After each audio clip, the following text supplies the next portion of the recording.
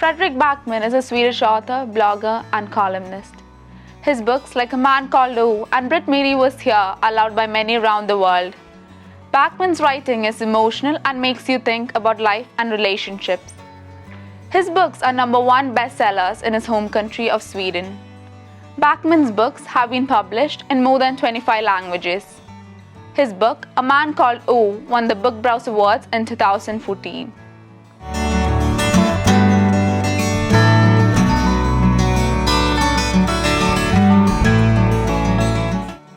And Every Morning, The Way Home Gets Longer and Longer by Fredrik Backman is a novella about a man who is battling with dementia. It mainly deals with the strong bond shared between him and his grandson Noah. Throughout the story, we can see the grandpa calling his grandson Noah, which depicts his unwavering love for his grandson.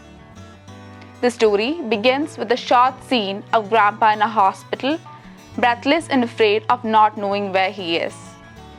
The author then gives a flashback to grandpa's memories with his grandson, Noah.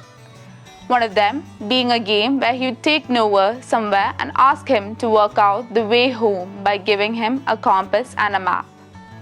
But the part of the story when the grandpa says that the compass and map don't work anymore has a major significance.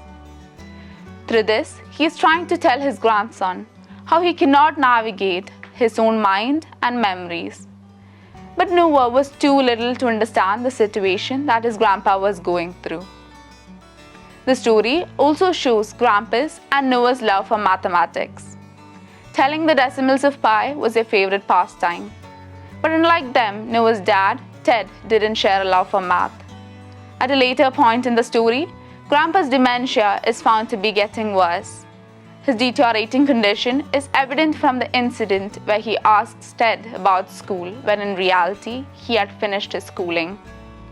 He also mistakes him for Noah and tells how he taught him to fish, without realizing that it wasn't Ted he had taught fishing, but Noah. Even though Ted tries to make him understand, he fails to accept it. As the story progresses, Noah suspects that there's something wrong with Grandpa. Slowly, Grandpa tries to make Noah understand the phase of life that he's going through and how he's forgetting things. Noah's optimistic approach to this is seen when he tells Grandpa that if he ever forgets about him, he wouldn't have to be sad since he's a very cool person to know about. He also promises him that he would remind him of Grandma when he forgets. The author then takes a different turn in the story. He comes back to the place where he had left off, that is the hospital room. Here we can see Noah trying to calm down his grandpa who is afraid. The story gets emotional when Grandpa ultimately forgets Noah and asks him who he is. But just like how Noah had promised before, he introduces himself and reminds him of all the things that Grandpa had asked him to. This made Grandpa smile. Later, when he asks him about his studies, he replies that he is no longer a student but a teacher. This part of the story has shown that this incident has happened several years after.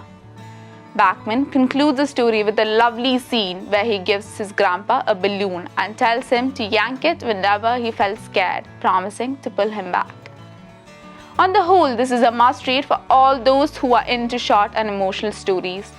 It mainly gives a brief account of the various stages of dementia and gradually how it affects a person's life.